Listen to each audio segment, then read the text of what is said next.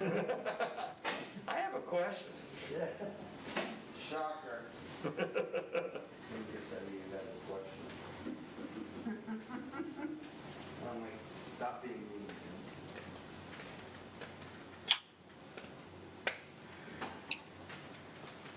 I don't know if that can or not. Hey there. Hello. The only thing we aren't doing is recording Zoom.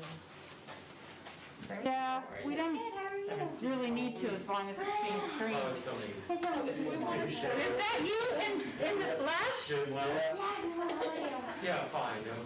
They exist out of their forests and. I haven't seen you out of a box in a long time. And Kristen, I don't think I've seen you out of a box at all. Yes. That's, I've been Emery, my quick best question. friend. Oh, very nice. To show She's living there right the now. computer so- screen, the presentations to Yeah. screen Oh, live. city. Which button am I just switching? That's close by. Yeah. Yep. Very nice. Okay, so whatever, I have been back across the day. yeah, whatever's on this is streaming live, Okay. so. That's what I thought, okay. In 20 months. Goodness gracious. Well, this is the presentation, I'll just. Outside of here. Wow.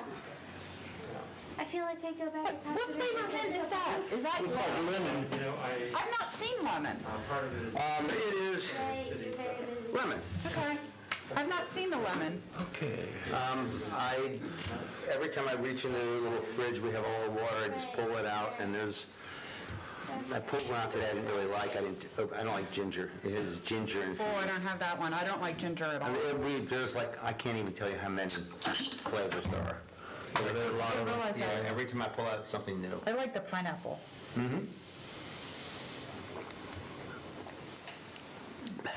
Yep, that's good. So far, this and blackberry or whatever is my favorite. Do you like blackberry or don't? Okay, so I'm not a big fan of the blackberry. Rick, can you put your mask on? Yeah. We can. We're going to take a minute so we get settled, yeah.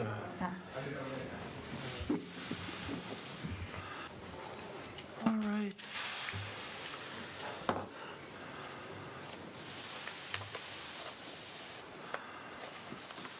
I can't see, so I'm. Yeah, he's just here so far. We're just, Whoever called in, I don't know who it is. Frankie Bradshaw, Oh, Joe that's- Hoffner's on, and then Mike. That's Carolyn's. Frankie, that's Carolyn. Oh, yeah, okay. I always forget that. Okay, so that, We're missing a few Can't see people. the other ones. It's a phone number, Tom's there. Joe Hoffner, and then Mike P., whoever that is.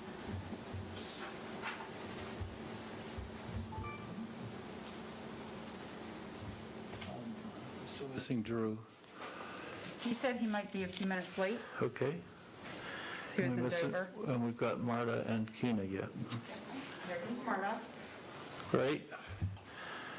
So we need Keena yet, and then we're there. And it's just 4 o'clock.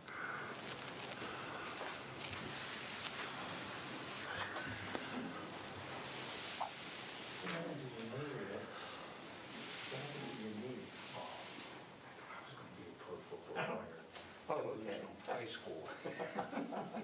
Blew it out, never got it fixed. Needs a knee replacement. Oh, is that right? Can you do that in all seasons? I think after 10 years, they say wait as long as you can. Till the pain's great enough, then you'll. Are you having to medicate? Yeah, I saw that. I used to take some pain medication, but it doesn't, sometimes it bothers me. Believe it or not, because I'm always on the go. Right. I'm grateful for that. Sleeping when I'm at night. Comes Keena. Yep. So, Who? Keena, there's Keena right there, so we're all here now, with the exception of Drew. So Drew. Okay, it is just 4 o'clock. and I'm lonely also. So make sure I grab a big thing. You can sit up here if you want. Anyone is it? Anybody who's sitting in the room who would like to come up and sit, these chairs are more comfortable. You'll also be better able to be seen by the other folks who are on Zoom. Okay, so it is 4 o'clock, and we're going to go ahead and get started. We're missing Drew McKay, who we understand is en route from Dover to Lewis, and he'll join us as soon as he can, but we do need to go ahead and get started. So thank you all for coming this afternoon, and we're here at City Hall, we're all masked, but I think all of us here at the table are vaccinated, and hopefully everyone in the room is as well. Masks are optional at this point if you'd like to take them off. Sometimes it's easier for people to understand us when we're talking if you remove your mask. So at this point, I think we have everyone, again, as I mentioned, except Drew. In the interest of time, we are going to try to make sure that we start on time, and otherwise here in the room, we could just go around the room and make sure that we have everybody. We have Janelle and Emery, Khalil. Back in the corner, we have Kim, Kristen, and Bob Garbo, Rick Quill, Tim Richard, Larry Durazio, and Melody Barger. And then on the screen, obviously, we have all the committee members, and we have Jen and Dave Warga and Brent from GMB, and Jennifer is up there. BJ DeCourcy. And BJ DeCourcy. Phil. Oh, and Phil. And Phil. Can't forget Phil. Yeah, we can't forget Phil. And Gina Tonn, who's also one of our presenters. Okay, great. Okay, I didn't see that. Okay, there she is. Okay. There she is. So I think that's pretty much the entire committee. I would remind you that we're going to take comment from the public at the end of this, the last 15 minutes of this session. And I want to make sure that everybody understands that public comment will be limited to 3 minutes. And that in the original charge of this committee, we did eliminate some topics from discussion. And just as a reminder, those topics that were not going to be discussed by this committee or considered at this time by this committee are source water protection, public facilities on the beach, parking issues, and the relocation of the wastewater treatment plant. So those topics will not be part of the discussion today. But with that, I think we are ready, unless there's anything else that Anne-Marie has to add at this point. Nope. Okay. I think we're ready to turn this over to Phil and Jen, and we'll go from there. Okay, great. Can everybody hear me okay? And do our speakers have sharing screen capabilities? Yes. Yes, great, excellent. Okay, so today we are going to continue on with our technical presentations, just going through the nuts and the bolts of our issues. Last month, or earlier this month, I should say, we focused on sea level rise, and so today we're turning our attentions to flooding. Once again, we have 2 speakers. We each has a presentation that should last about 20 minutes, and then we'll have time after each one for your questions. Just a gentle reminder for everyone that at this stage of the game, we're not yet focusing on solutions. This is really to make sure that everybody has the nuts and bolts down. And we understand that some of you may have questions pertaining to regulations, but that is not today's focus. The next meeting we have is on September 14th. At that time, we will turn our focus towards FEMA and floodplain regulations. And so we do ask that if anybody has questions or specific points regarding those regulations, that we just hold those off and respect the committee's time and hold off with those until next month. So with that, I am going to introduce our first presenter is Dave Warga, and he is here to talk to us about flooding. Dave, go ahead. Thank you very much, Jennifer. Let me share my screen here. Okay. All right. Let's see. Thank you very much for having me today. My name is Dave Warga. I'm the State Floodplain Manager for DNREC for Delaware, and FIP Coordinator. So I am a liaison between FEMA and the state concerning all things with the National Flood Insurance Program. Okay. All right. So today my topic is going to be, what is a flood? And hold on, I'm trying to get rid of this thing here.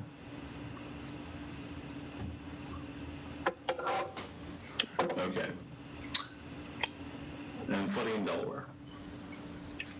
So flooding, as we know, it's everywhere.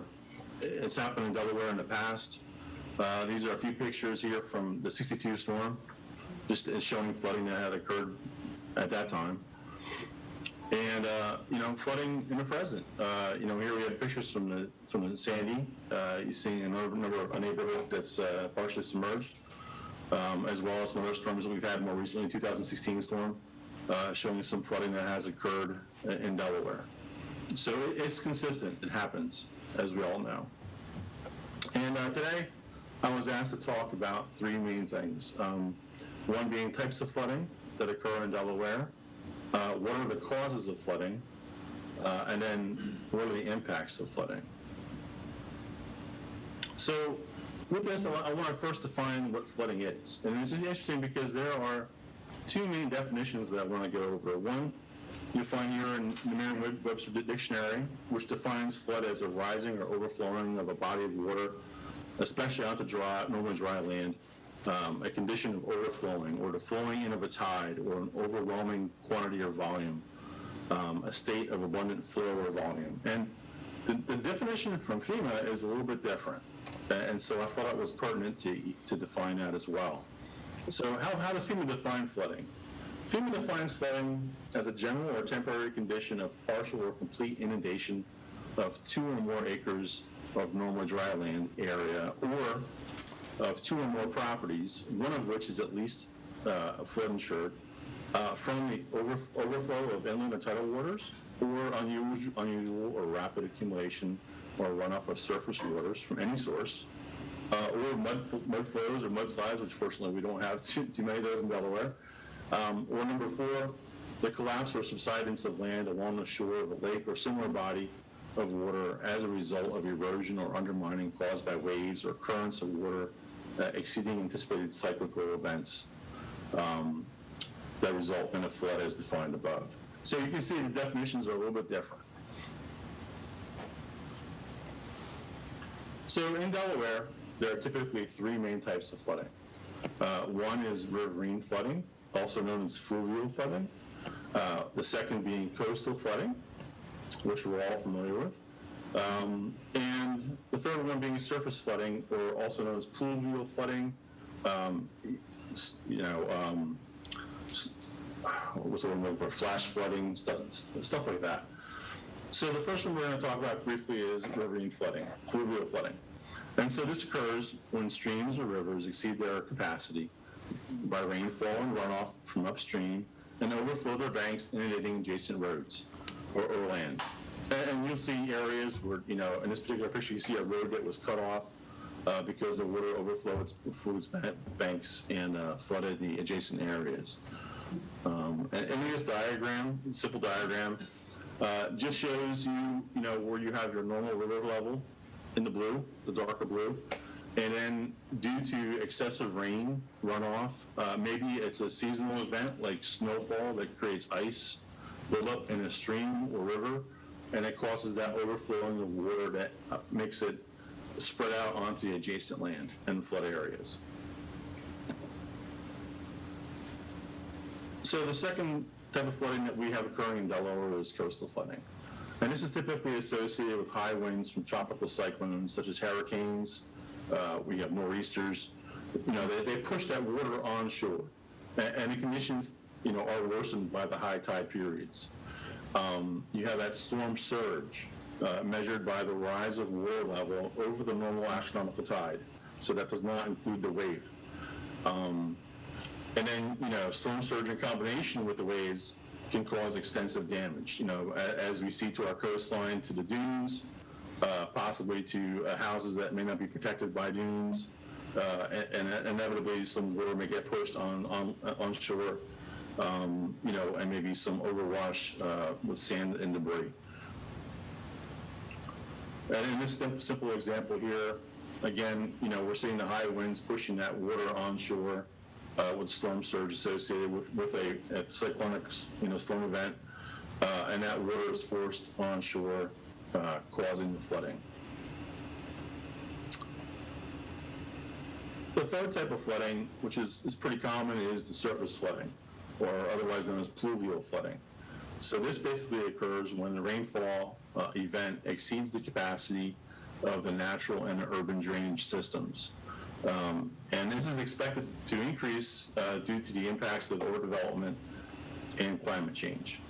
And we all regularly see this in some of the towns, especially down by the shore, where their capacity for their drainage systems, overruns in some cases, and you'll see ponding of water, such as in this picture, that may prevent the pass of traffic and such.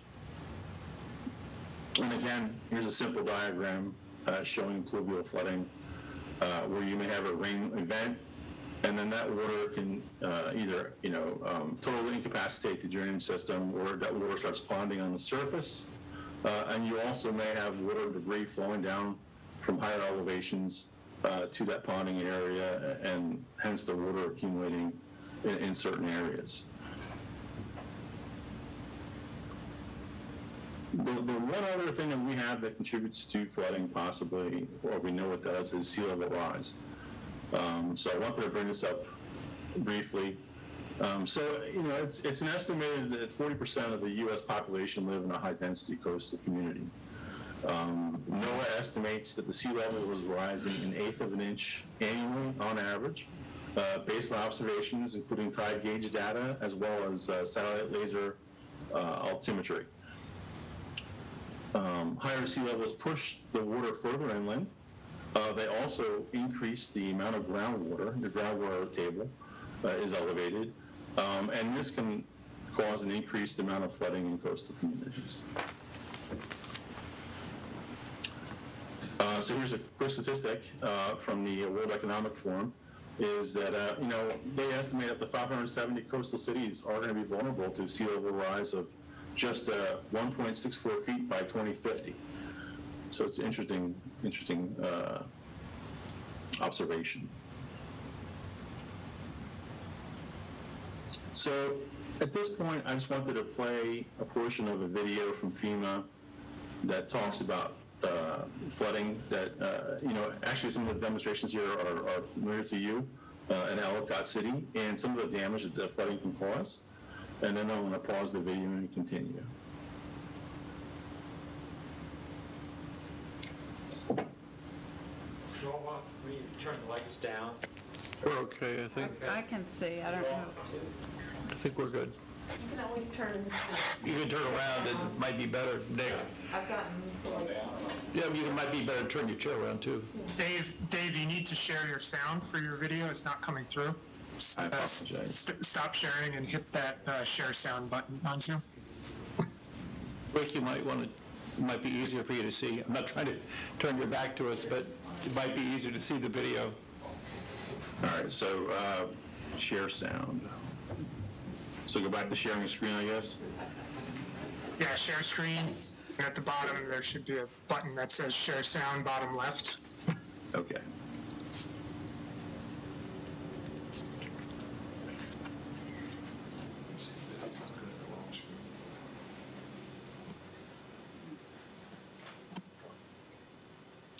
I'm not seeing that button here. There we go. It's a pop-up menu. Okay. We never I'm going to restart this in the beginning. thought the river would be coming down the street.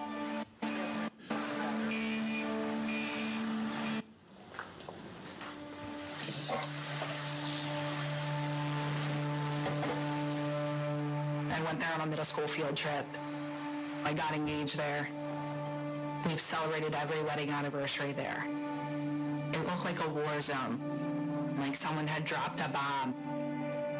We never thought the river would be coming down the street.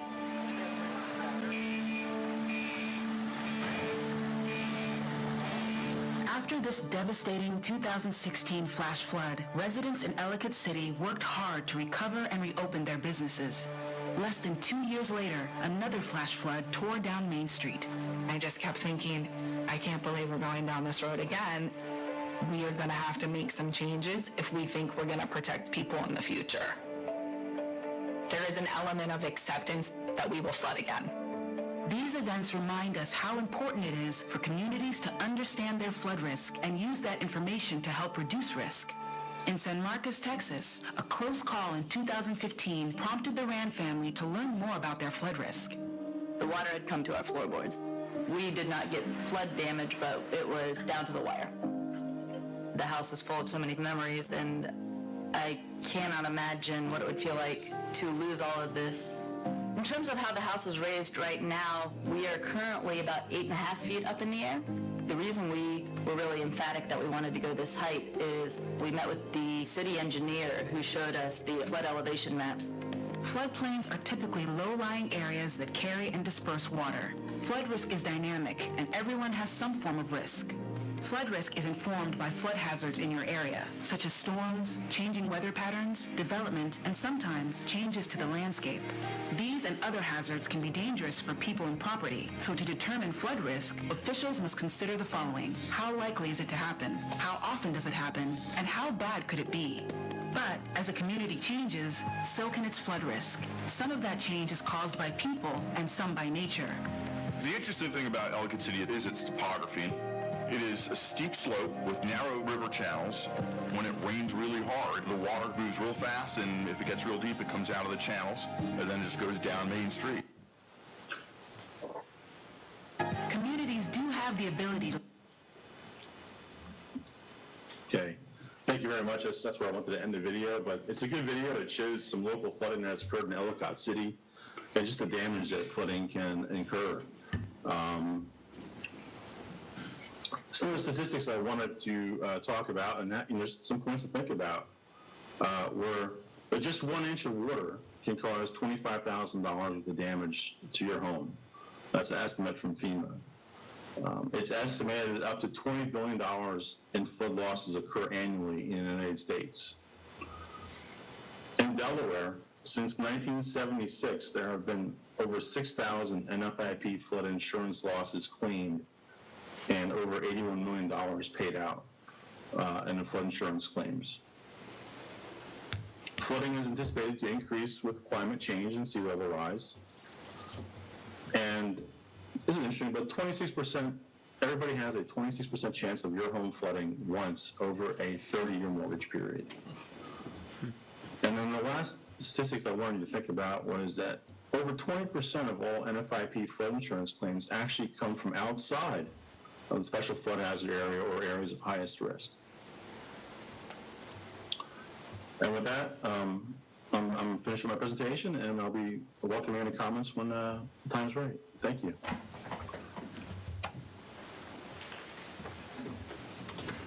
Great, thank you, Dave. Does anyone have any questions that they'd like to ask Dave about the presentation?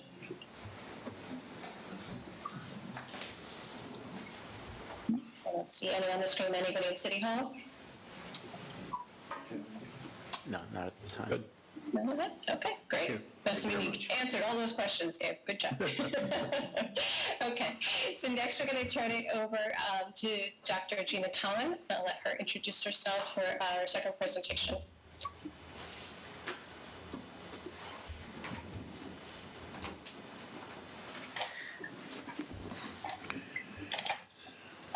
All right, let's see.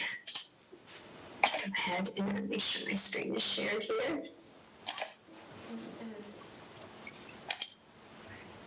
All right, are you seeing my slides okay? Yep, we're good. Great, okay, thank you. Hi, I'm Gina Tonn. I'm an engineer with DNREC, Division of Watershed Stewardship, Shoreline and Waterway Management Section, and my role is primarily focused on floodplain mapping and flood risk management. And today I'm going to talk to you about the Delaware Flood Planning Tool.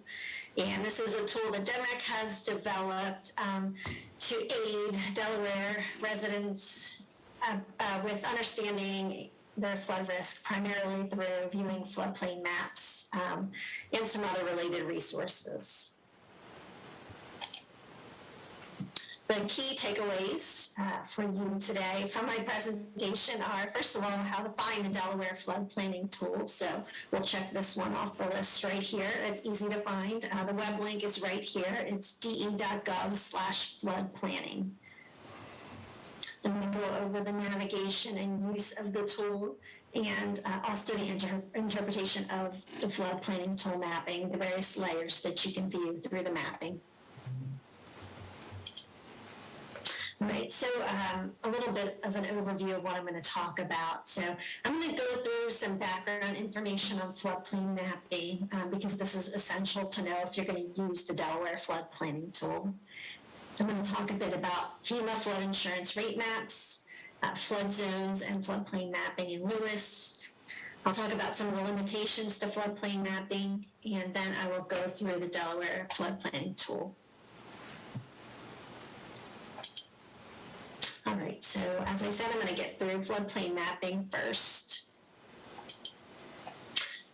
So a little bit to know about FEMA and floodplain mapping. So the National Flood Insurance Program was created in 1968 to provide flood insurance and reduce flood damages by restricting floodplain development. And a key component of the NFIP is the development of flood insurance rate maps. So that's the official name for FEMA's floodplain maps, and they show the mapping of flood zones for flood insurance rating purposes. However, they're also used for other purposes like regulating land development. So the maps delineate special flood hazard areas, and I'll talk in a minute about what those are, but that is the area where there's a mandatory flood insurance purchase requirement. The maps are updated periodically, but they're not updated on a regular schedule. So it's more like an as needed or as funds are available basis. So the maps are typically used by communities, like I said, not just for flood insurance purposes, but also to regulate land use.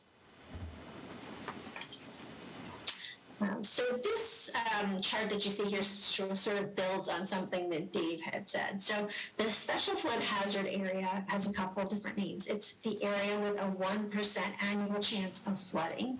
That's also known as the 100-year floodplain. And so what this chart here shows you that is that if a property is situated in the 100-year floodplain or in that special flood hazard area, over the course of a 30-year period, which is the typical length of a mortgage, there's a 26% chance or greater that that property is going to experience some kind of flood damage.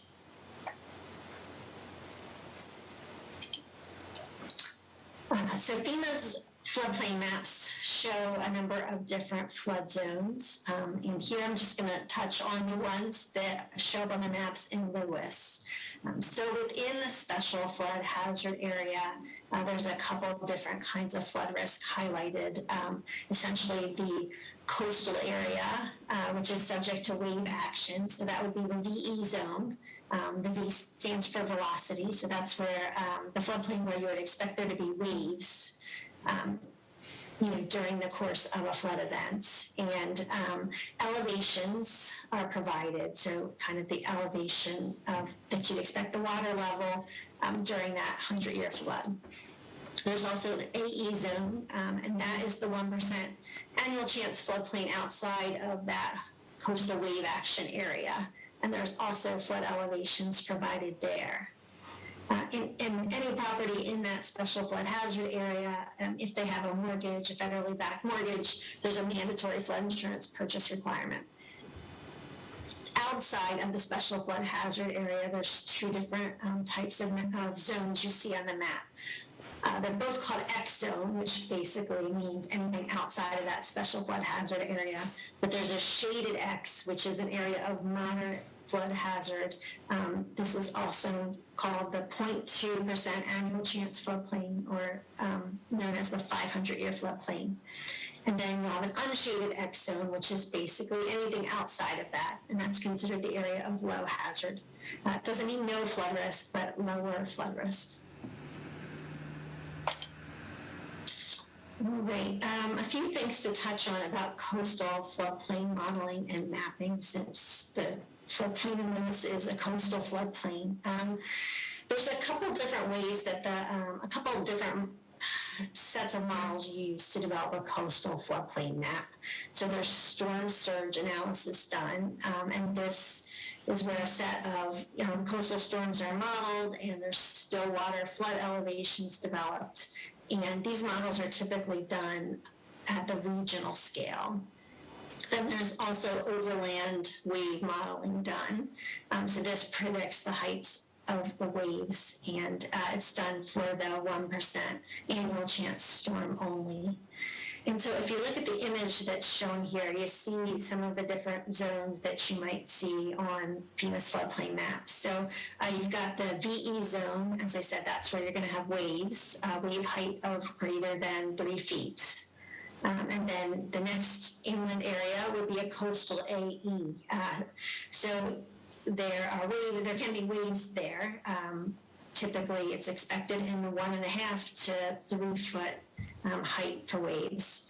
And then outside of that, you have still AE zone without the waves, and then the X zone. And so this just gives you a little bit of a picture of the floodplain mapping for Lewis. So this is from FEMA's National Flood Hazard Layer Viewer. So you can see there's a lot of different things on this map. If you look closest to the water, you'll see that VE zone that I mentioned with an elevation specified. So it says like EL9 or EL12, that's the flood elevation.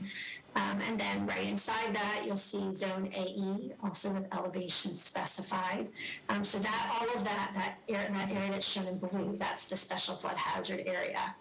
And then you see some sort of brownish, tannish kind of areas. Those are the shaded zone X areas. That's the 500-year floodplain. And then anything that's outside of that would just be your zone X, your lower hazard area. FEMA's floodplain maps are, kind of our primary source for thinking about flood risk and mapping flood risk, but there are limitations to them that are important to be aware of. And those are based on current conditions, so conditions at the time of the study that was done for the mapping. So things like topography or hydrology that could potentially change over time. You have to realize that anything that's happened after that study is done is not accounted for in that mapping. And in particular, future conditions are not considered. So things like sea level rise, changes in storm climatology, if there's wetland loss or shoreline erosion, that's not reflected in those floodplain maps. There's also no consideration of back-to-back storms. So if you were to get, a 100-year storm on Tuesday and then another 100-year storm 2 days later, you're likely to have worse damage with the second one because of sort of that compounding condition where, the ground is already saturated. There's less ability to absorb that water. Another thing to note is that the 500-year coastal floodplain is based on still water elevation only. So there's not that wave analysis for that 500-year floodplain. So that's something to consider if you're using the 500-year floodplain in any way for land use management. All right, so now I'm going to get into our Delaware flood planning tool. So as I said, this is a tool developed by DNREC to enable Delaware residents to view the floodplain mapping for Delaware. There are different viewers that FEMA puts out, but we have sort of some additional information that's Delaware specific that can be viewed in our tool. And the link is listed there again if you didn't catch it the first time around. So this is what the flood planning tool looks like if you go to that link that I listed. This is the initial screen that you're going to get to. There's the ability to zoom in to look at a location or to type in an address to get to a certain location that way. And so some of the features that you'll see, that location search that I just mentioned, you can get location-specific results. So basically by tax parcel. There's a number of different layers you can turn on and off, which I'm going to go through. You can make a little PDF map printout of a particular location if you need that for a certain purpose.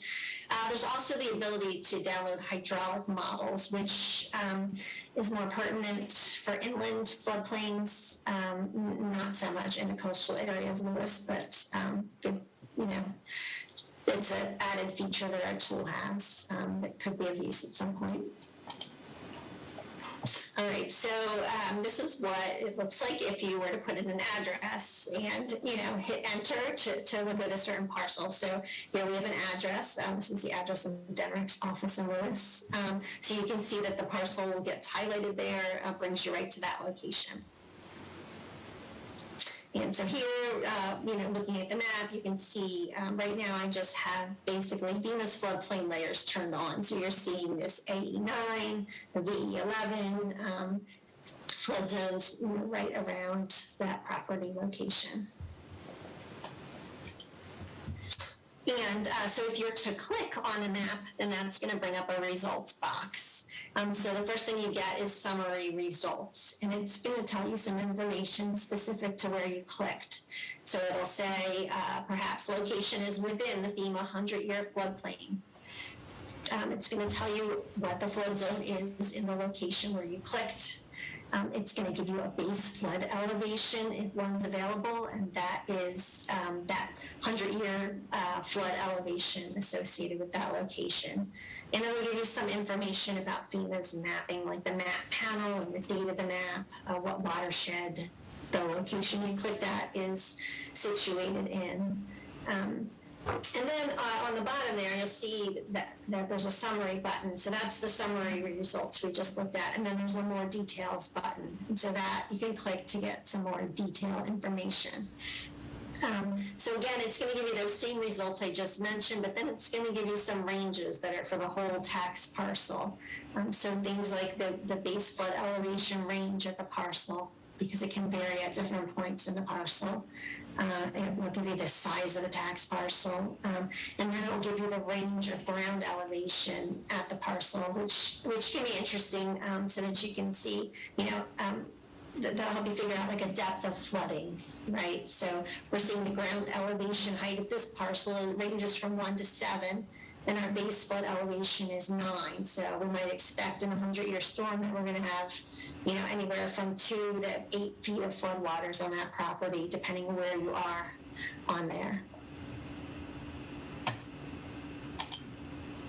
All right, so there's a number of different layers that you can turn on and off on our tool, and I'll go through these. I'm going to actually give a little demo of the tool in a minute, but I kind of just wanted to give you an overview of what's available. So there's things like elevation contours. There's FEMA floodplain mapping layers. So there's base flood elevations. Some of these are some more technical layers which you may or may not be interested in. There's a layer called LIMWA, which is limit of moderate wave action, and that sort of delineates the floodplain area where you'd expect to see waves versus the area outside of that. And then we have a number of sea level rise layers, and these layers show the mean high water level, and then that level plus different increments of sea level rise. And I'll be happy to give some more information on that, although it sounds like you covered sea level rise in the last meeting, so you may already be familiar with that concept. And then there's also the option to view watersheds at different levels within the mapping. And so, as I mentioned, you can make a little PDF map printout if that's useful to you. There's a button on the results tab that allows you to do that. And then here is what the map printout looks like.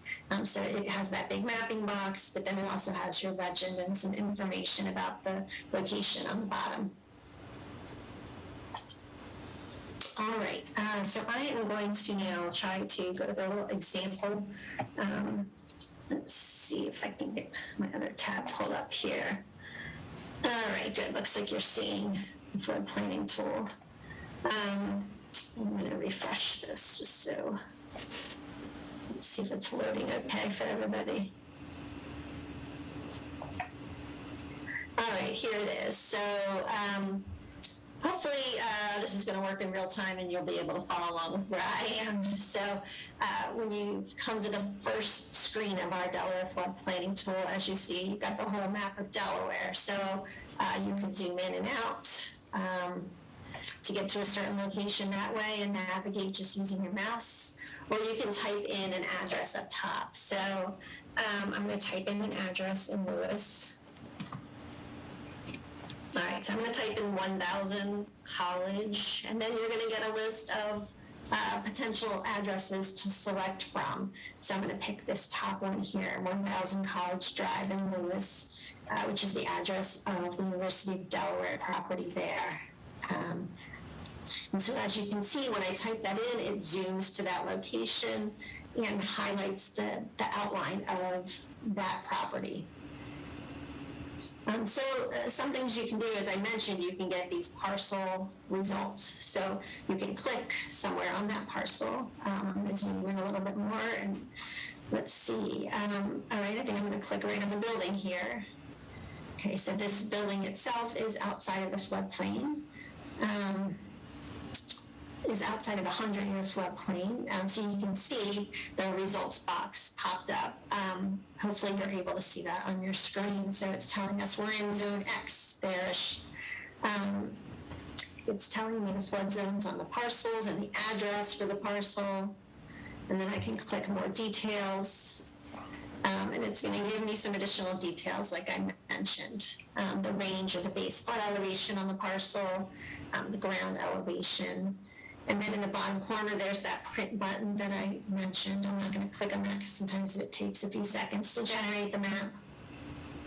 And so you can close out of those results once you're done viewing them. And let's see, a few other things you can do with the tool. So there's a few buttons on the right side of the screen. So this second button down gives you the option to switch your base map. So we have this hybrid aerial imagery showing as sort of the default when you get into the tool. There's some older aerial imagery you can look at, or some different other types of maps. So perhaps you just want a more basic map and not an aerial photo. There's the opportunity to switch to different types of mapping. There's a measure tool in case you need to measure distances while you're using the flood planning tool. And then this bottom button on the right is the legend. So you can click on this so that to get some help in interpreting what the different layers are that you're seeing on the screen. So for instance, you wanted to know what this blue area is here, then you can look on the right and see, okay, that's the AE flood zone. All right. So on the left side of the screen, the default is that you're going to get some information about the flood tool when you come to the website. You can click the next button over to the right, which looks like these little stacked squares, and that gives you all the different layers that you can view on our tool. And so the top thing here that you can add is topographic or elevation contours. So I'm going to turn that on so that you can see what it looks like. Okay, so you can see now we've got these gray lines with labels on them. So they're not easy to look at if you're zoomed far out. So if you're working with elevation data, you probably want to zoom in, and then you can see these elevation contours here. All right, I'm going to turn this back off for a minute. And we'll look into these FEMA floodplain map layers. So the default is that you have base flood elevation showing and kind of the floodplain map layers. I'm going to zoom out to show you a few other things that are relevant for Lewis. So there are transects you can turn on, and these will not be of interest to you unless you're delving into the engineering models that are behind the mapping. But these transects are kind of your linkage to the engineering models. The modeling is done with, they're sort of like coastal cross sections that are called transects that are shown here. And then this other layer is the LIMWA. That's, again, the limit of moderate wave action. That's showing up here as this dotted line. And that's showing you basically which floodplain areas are subject to wave action and which are not. And some communities use that to encourage development to sort of a higher standard in areas that are subject to waves. So like, in the V zone, VE zone, right along the coast, are typically looking for a certain type of structure to be built there. They can withstand waves. Sometimes different communities want to think about requiring that anywhere where there is a wave action, so anywhere inside of that law. Okay, that's the main layers there. Couple other things I can show you here. A few of our more finicky layers are LOMAs. So this is a letter of map amendment. Let's see. This is a direct link to FEMA, and it looks like it is working right now. Sometimes FEMA changes their layers and it doesn't, and we get an error here. So this is showing you anywhere where a property owner has applied to FEMA, essentially to get their structure removed from the floodplain. So if their structure is elevated, they believe it's outside of the floodplain, that's an application that they would make to FEMA. There is this other layer called LOMAR. That's a letter of map revision, and that's showing you, let's see, there may not be any right here. So if someone were to submit an engineering model to FEMA to get the maps changed, you would see a boundary there that would show you the extent of that mapping change that happened. We would like to turn on the municipal boundaries. If that's of use to you, I'm not sure. Maybe zoomed out too far to see, or zoomed in too much to see those. Let's see, let me zoom out a little bit. Let's see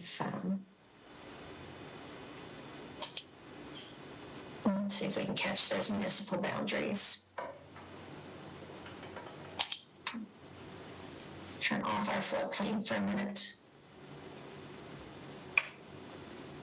Okay, now I can see it. It's this yellow line that you may see here, sort of a thicker yellow line that's showing you the municipal boundaries. And then we have to zoom way back in if you want to turn on the tax parcel layer. So that's just going to show you all the tax parcels in an area. And then there's watersheds, like I mentioned. Watersheds are delineated at different levels, which are called HUC codes or hydrologic unit codes. So if you wanted to look at a watershed, you could click on one of those. And here you're seeing this red line here, which shows you the boundary of the watershed. All right, and now I'm going to go back to sea level rise and show you this. Let me zoom back into my property here.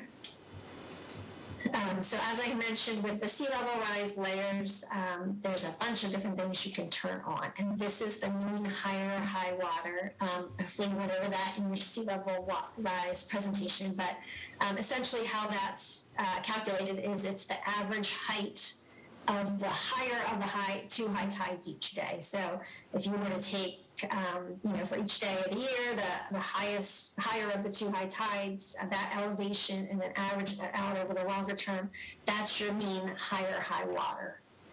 So if we're to turn that on, okay, you just saw that darker blue color show up. So that's essentially where you'd expect the water to come on kind of the high tide of the day. So the sea level rise layers that are in our tool are not predictions of sea level rise. They're just showing you where the water would be if you had certain increments of elevation above that mean high water. So, if we have 1 foot of sea level rise, our new mean high water layer is going to be, or level is going to be where this lighter blue is here. And I'll turn on our legend so you can see what that means there. And then so you can continue to add 1 foot increments here.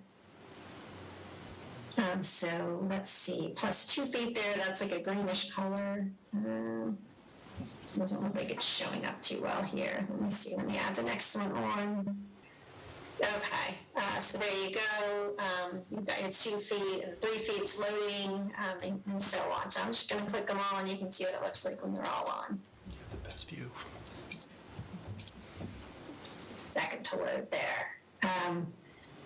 And so I will also mention that these sea level rise layers, as I said, they're not really projections of sea level rise. They're just showing you where would the water be if you had this much sea level rise. And those are separate from flooding. So we have our flood risk layers, and then the sea level rise is just based on where would the high tide be under these different increments of sea level rise. So, when you're thinking about flood risk, you might want to think about those two things together, which you have to use your own imagination for, because we do not have that combination of layers shown here.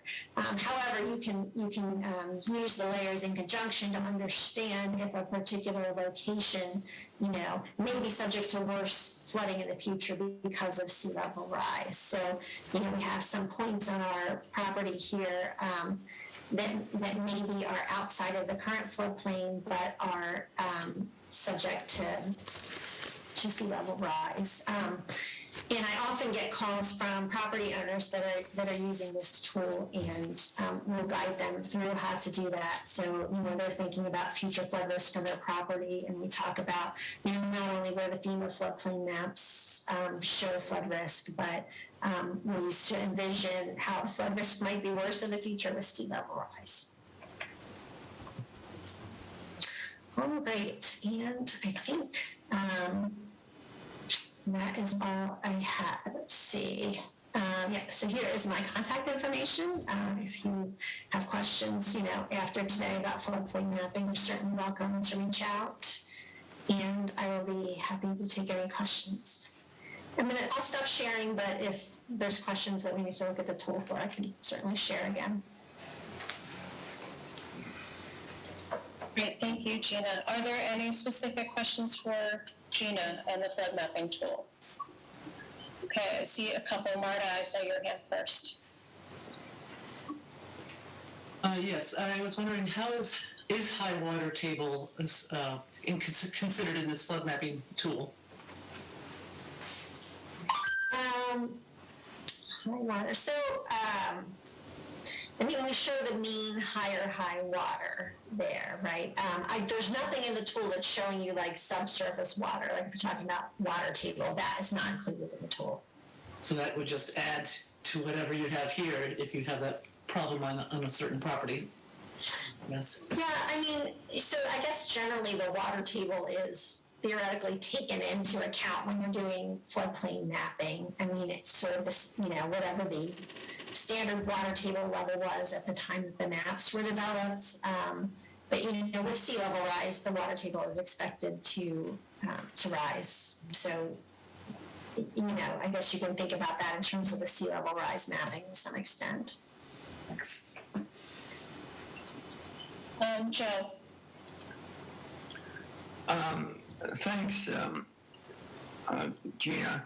My question is, with respect to Lewis Beach specifically, almost all the major flooding comes from the canal. Has anyone done, or these maps, do they reflect an analysis that would show, well, if you had a certain increase in sea level rise, you're going to have more flooding, or is the flooding, since it's coming from the canal, and it's only, as my understanding, mainly to winds holding back the water, and then when the winds subside, the flooding's released. So is there any necessary relationship between, say, a 2 feet rise in sea level and the major cause of flooding on Lewis Beach? So the floodplain maps do take into consideration, the fact that water currently comes up through the canals, right? So sort of in the current floodplain mapping, that's considered. We do not have anything in the floodplain tool that shows flooding under future conditions. So as you said, with sea level rise, you may have more water coming up the canals. That's true, but there is not a layer that shows the analysis of where that water would be under different conditions. I just had another question. in a number of the other coastal communities, they have a zone called AO, which is when there's shallow flooding, and they have more strict requirements in that zone. But I noticed in Lewis, we don't have such a zone. What is the considerations for establishing such a zone, and should there be different standards depending on which zone your property's located in? Yeah, that's a good question. So AO is usually an area, like you said, kind of ponding, and they call it shallow, like a shallow flooding area. So in an AO zone, instead of a base flood elevation, which is, a water elevation that you would see in a VE zone or an AE zone, you're going to see a flood depth in an AO zone. So if it's had, I know some of the coastal communities have like an AO2, and that's saying in a 100-year storm, you'd have 2 feet of depth of water on that property, or within that zone. So typically, I guess, areas where you have water kind of rising up out of a water body, out of a canal or a stream or whatever, you're going to see that mapped as an AE zone, which is what is shown in Lewis. You're more going to see an AO zone where, like I know in one community, there's kind of water comes up over the dune and then ponds in an area. That's mapped as an AO zone.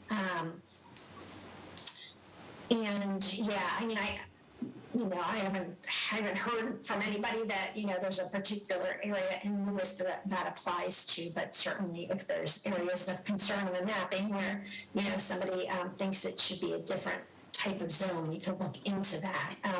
I think the other part of your question was, should there be different construction standards in different zones? Certainly areas that are subject to waves, particularly the VE zone, there's a requirement for coastal construction standards. As I mentioned, in some communities within coastal areas of the AE zone that are subject to wave action, they also have higher standards.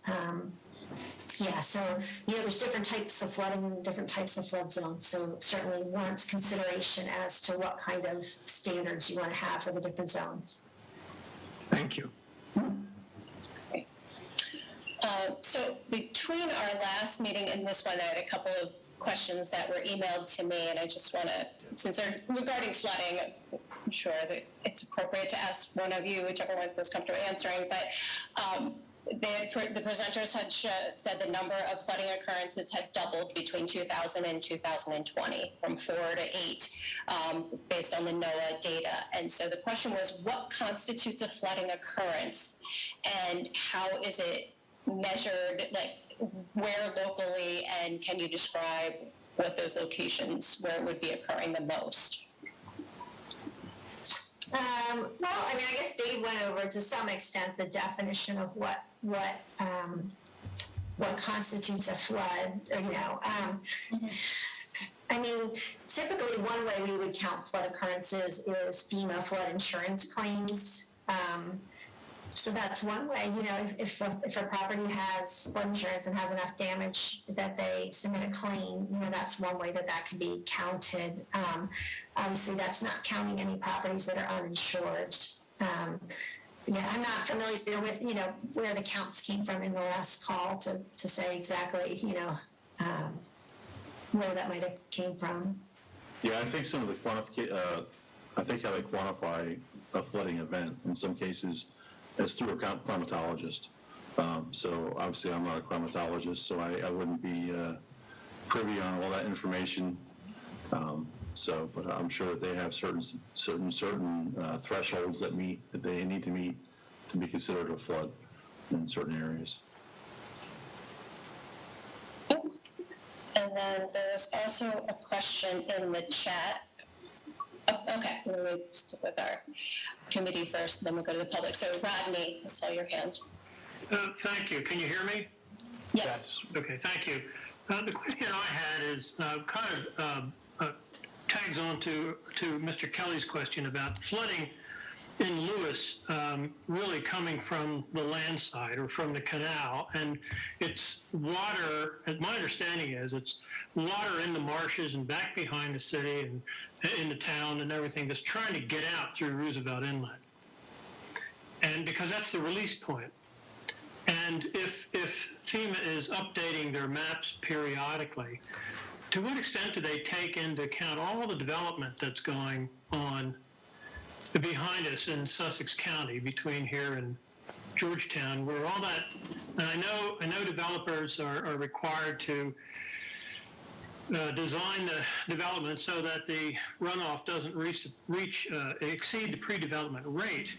But, you know, are they really doing it? Is it contributing to an increase in water that's trying to get out through that inlet? Because that's a real choke point, in my view, and it's going to back things up on the town. And if you have, of course, sea level rise or storm occurrences, which push the water in and raise it so it can't get out, that's part of it also. But if you set that aside, if you just set sea level rises aside for a minute, are we facing real problems because of all the development that's going on to the west of us? So in thinking about how coastal floodplain modeling and mapping are done, typically, I mentioned there's, you're modeling storms that are, things like tropical storms that are causing surge out on the ocean and coming up with an elevation based on that surge and the wave heights. And so the coastal modeling is typically done by propagating those elevations inland, so wherever you're going to hit. So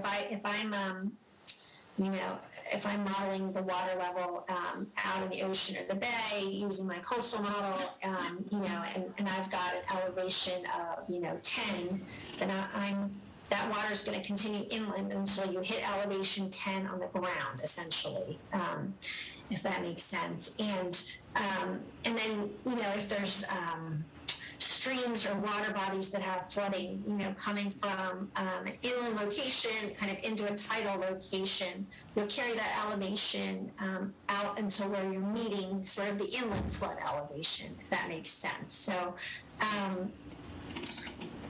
with the coastal modeling, a lot of it's based on sort of ocean bay water elevations and bringing them inland.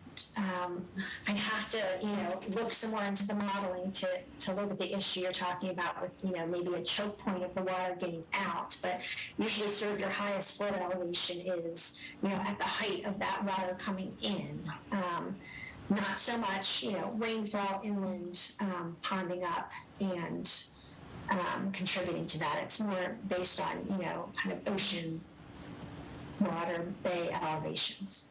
Yeah, well, that's what I'm hearing, and of course, we are a coastal situation, but it's always, I remember when Agnes went up the Chesapeake and up Susquehanna River, there wasn't any coastal impact going on there. It was just an enormous amount of rain trying to get down to the coast, which caused all that flooding. And I'm just curious if we're right on the line between where we have tremendous coastal impacts, but we can at the same time get this fluvial flooding that we have to contend with that's kind of coming behind us. And does that go into has that gone into any of the calculations to determine the AE zones in the 100-year flood map? So for FEMA's mapping, it's typically done sort of like I said, separately. So you've got a model of the fluvial flooding, you've got a model of the coastal flooding, and then, they meet up and the elevations are synced up where they meet. So there's not, as far as FEMA's floodplain mapping goes, there's not a lot of, you're sort of taking the higher of the two elevations. There's not sort of extensive analysis of, every mechanism of flooding that could happen all at once, if that makes sense. It's sort of, you model the separate sources of flooding and take the highest elevation, and that's what's shown on the maps. Okay. So if I can, following up on his question, what we've seen recently, though, is in Tennessee, Houston, the Carolinas, is these massive rainfall events, 15 to 50 inches, as part of coastal storms. And that's where, I mean, the beach side has probably got the more worry concern over the coastal storm, but this side of the canal, the concern is probably more from those large rainfall events. And, you know, what I just heard you say, Gina, was that they're not combined. And that is what we were wrestling with the Sea Level Rise Committee, is how to protect the citizens of Lewis from the entirety of the flood events. Right, yeah, I mean, and there's certainly, you know, the modeling, combining those things could be done, but it's not done as part of FEMA's flood insurance rate maps. And yeah, I agree that, you know, there's been a lot of flood damage in recent years that's been from really high intensity precipitation events, yeah, like what just happened in Tennessee, or like, you know, the 40, 50 inches of rainfall with Hurricane Katrina in Houston. Yeah, I mean, those are things that certainly could be modeled. You know, FEMA's focused with their modeling on sort of a certain magnitude of flood and mapping a certain type of flood hazard. And so, yes, there is a flood hazard that's not captured with that, and it's certainly things that could be modeled at a cost.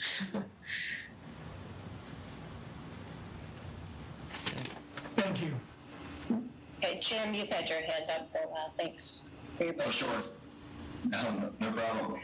Yeah, I noticed on the FEMA firm maps, there are some areas designated in Lewis, as you call it, the coastal zone, the coastal AE zone, or the, they call it the LIMWA, limited water action areas. However, to my understanding, those more stringent requirements, building requirements, are not required, and maybe I'm wrong, but might not be required in those areas in Lewis. In your experience with other jurisdictions, do they typically require those coastal zones, those coastal AE zones, to be held to the VE standards? Because, I mean, some areas on the firm maps, I think it's on Bay Avenue, Legion Road, and also some portions of Pilot Town Road. Dave, do you have the info on that? I know you're working more closely with the communities. So yes, there are a number of other communities in the state, for example, Fenwick Island, that do adhere to coastal A zone standards, and those are adopted in their flood ordinance. So in those LIMWA areas or coastal A zones, they are required to construct to V zone standards. Okay, gotcha. And I have a couple more questions, if you don't mind.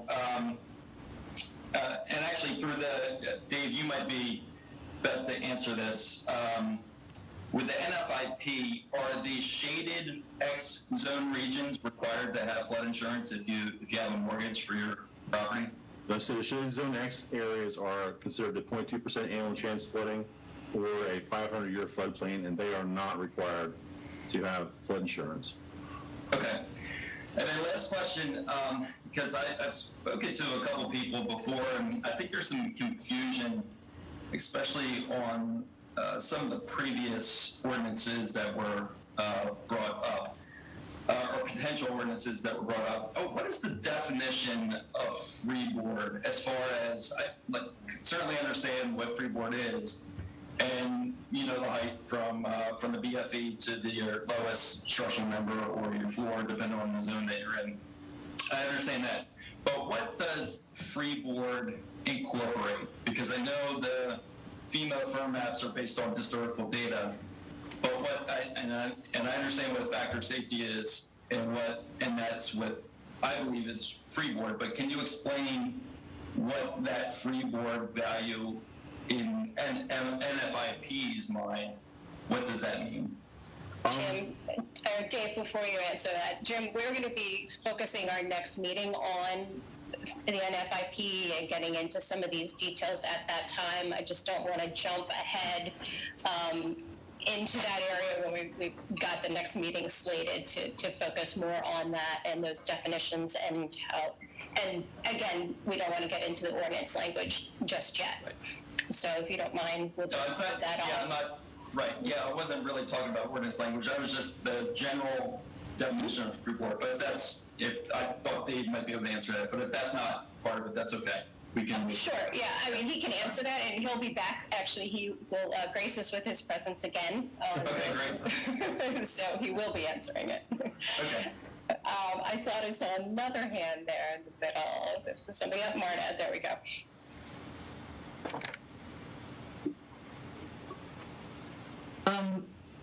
So is there any work being done to incorporate future sea level rise scenarios in these flooding maps, or heavy rainfall, for instance, so that we have the best expectations of what to expect? I mean, when all these things are additive, I mean, it's all cumulative, so to best protect the city and its resources, it seems to me it would be nice to have something that incorporates everything. Is there any work being done, or is it not possible with the resources we have? Or if that question's for me, there is not currently work happening at the DNREC at the state level to do that. You know, basically due to the purpose of the flood insurance rate maps and their usage in being used to develop current flood insurance rates, you know, by nature, they don't take into account future conditions.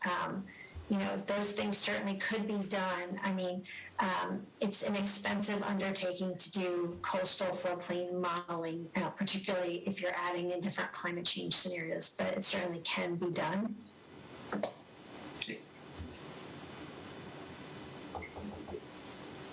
So Gina, your major takeaway for the committee on this would basically that the firms, because they don't take these things into account, are an underestimation, basically, of the flood risk. If you're thinking about into the future, then yes.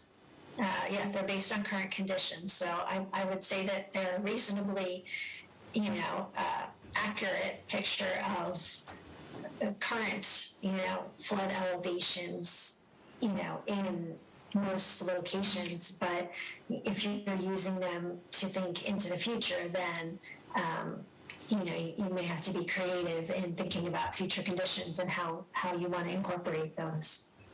By current, do you mean like over a 30-year mortgage period?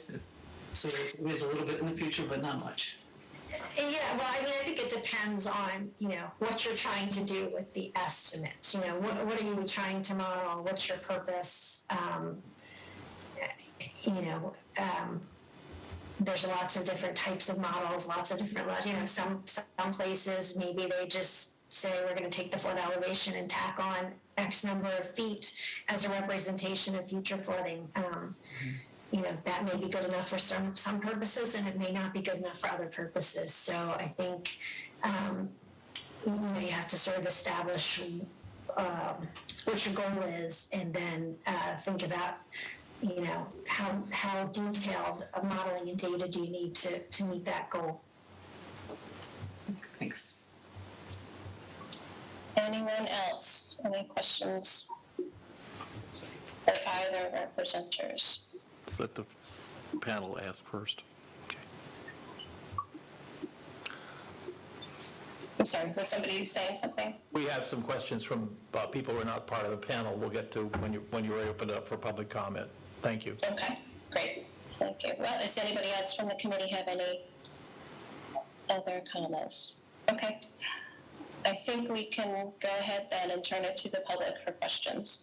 Okay, I think, Andrew, you were first. You want to come up? I just had a question about... Come up to the microphone, if you would, please, so everyone can hear you. Thank you. I think you mentioned that the map, the tool is not updated annually. Could you speak to what prompts an update? And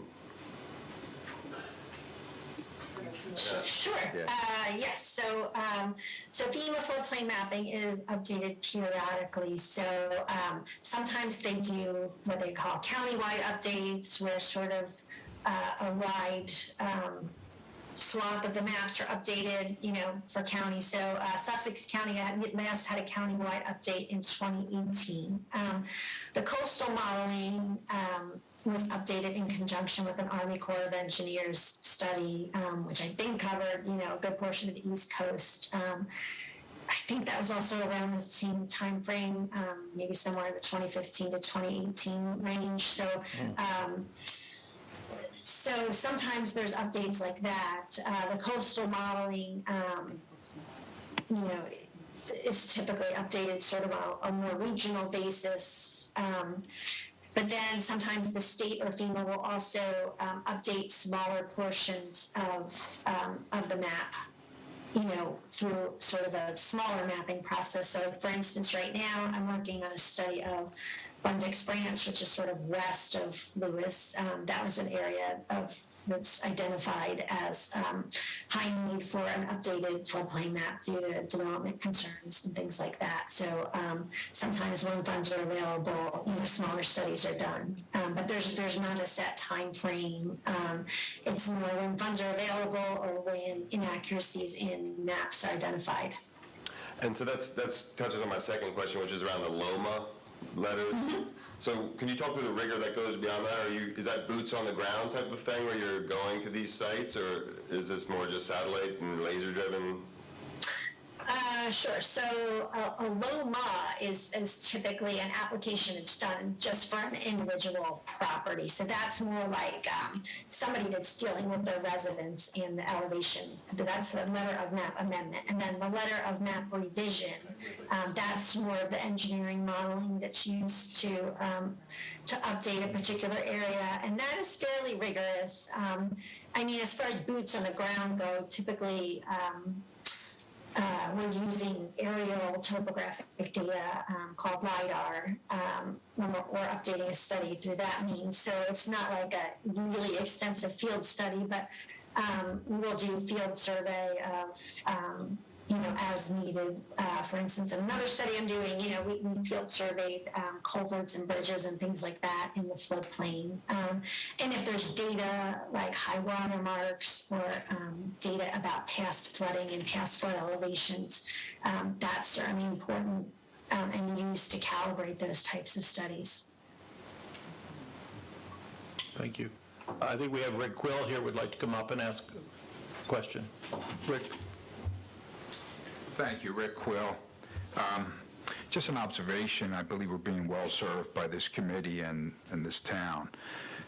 These are tedious issues and way above my pay grade, I can tell you that. My concern is as a property owner on the Lewis Beach side of town in two different locations at 10203 Savannah Road, across from the Dairy Queen, which is Stone General Commercial, and the other one at my bed and breakfast at 407 East Market. And I don't expect these answers, because I believe they have to be, or answers to my questions right now, because they have to be fleshed out. And maybe even not an answer could be found, but one of my concerns is, and we're not getting to the policy, that'll be, down the road.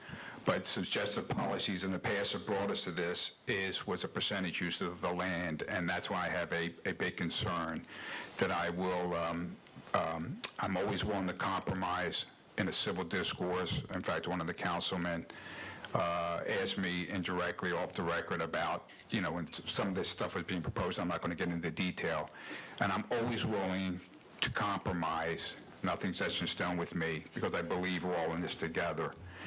But one of the things is, it may have been already answered, there's only second meeting I've attended to, so if somebody already asked this or it's being considered into the mix, is we have in Lewis Beach, and I don't know the exact amount of land or acreage that's already open space or wetlands. I know it's significant. And I don't know the total amount of housing or projected, and again, going into the policy phase potentially, that would be impacted by maybe a policy of reduction in land use on those particular, whether it's residential, commercial, general. But I didn't know if this committee is going to consider the amount of land we have, open space and residential, as opposed to how much land would be aggregate with the reduction of build-out. And if there was a consensus on that, and I think it could be, you could drive that point by, if there's 1,100 houses, if 500 are already built out, the remainders, how much land that aggregate would cost. But anyway, that would be something I really want this committee to consider. Okay. In the future. Okay? Thank you. Okay. All right. Nick, please identify yourself if you would, please. Nick Carter. I grew up on Lewis Beach and survived the storm of '62. And I can say that we did not have a breach on the dune, and the flooding did come up from the canal. My question for Dr. Tonn is, how do you arrive, or how do we determine the floodplain height?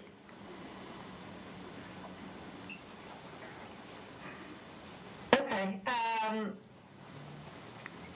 So if you're talking about, basically it depends on the type of flood zone you're in and the type of flooding that it's based on. But I assume since we're talking about Lewis here, that you're interested in coastal flood heights. And so as far as the coastal modeling goes, there are engineering modeling that is done that runs basically a series of storms through a model to calculate what they call a still water height. So that's basically like, what would the water height be on the ocean or the bay? Again, for FEMA's mapping, they're focused on the 100-year storm. So in a 100-year storm, what would that water level be? So they're called hydrodynamic models that are taking into account the winds and the water in the ocean to push up what that still water height would be. And then there's separate modeling that's done to calculate wave heights sort of on top of those still water elevation heights. And those transects that I mentioned that you wouldn't be interested in, unless you're looking at the engineering models, those are used, so it's sort of like looking at the ground elevation at certain cross sections along the coast, and modeling where the water is going to go in this storm, how high the waves are going to go, given that particular topography at that location. Okay. And then I just have a comment. I think the committee has a job, I believe. I was just reading, it says that the committee is to help the city of Lewis further develop plans and preparation activities to address the challenges of anticipated result of sea level rise and climate change. The last meeting, I presented the document. I hope everybody on the committee. We all have it. Thank you. Of it. Okay, good. I didn't get to the second part of it, but the first part of it talked about the NOAA sea level rise chart. That's the first part. But the second part, I refer back to, I think, one of the major assets here in Lewis, and that's Lewis Beach, and beach erosion. So, and flooding on Lewis Beach is a problem, I think, during the storms, but I think the Resiliency Committee should really take a look at this part of my presentation about what to do about it. How do we plan ahead? Do we build berms? Do we build levees like New Orleans? Do we put seawalls up? And what do we do to try to mitigate the anticipated and looming flooding that's yet to come down the road? So I just want to make sure that everybody on the committee got a copy of it. We did get that was disseminated. Right. Thank you very much, Nick. Thank you. Okay. Anyone else in the room care to speak? Okay, I think we're good here. Okay, great. So we're at 5:20, just got a couple minutes left, but we're going to thank our presenters today for their expertise and patience in answering all of our questions. We will meet, our next meeting is September 14th, and that's, as I said, we'll be looking at FEMA and more of the floodplain regulations, a little bit about Flood Risk 2.0. Then on the 28th, we'll be switching gears a little bit and talking literally about what state, county, and local governments have control over and what they don't. So the committee has an idea of where they can make changes and who has control of different areas, different types of regulations, et cetera. In between there is on 9/21, the Rascal group has a presentation that is open to the public. I believe it's a Zoom, on the risk rating 2.0, and I'm just putting that out there at the committee, and we'll talk about it again at our next meeting, but if the committee was interested in that additional educational opportunity, we just want to let you all know that. And so finally, I sent everything else, including Mr. Carter's presentations, are included in the Dropbox. Did anybody have any trouble accessing any of the documents from the previous meeting? And presentations are there or anything like that? No? Okay, great. All right. With that being said, I think, unless there's any other questions or comments, I'll take a motion to adjourn. Great. Looks like we have several motions to adjourn. All right. All right. Well, thank you, everyone. And again, if there are further questions for our presenters, feel free to pass them along to me, and we'll do our best to put them in the parking lot and get them back to you a little later. All right. Great. Thank you very much, Jen. Take care. Thank you. Appreciate it. Bye-bye.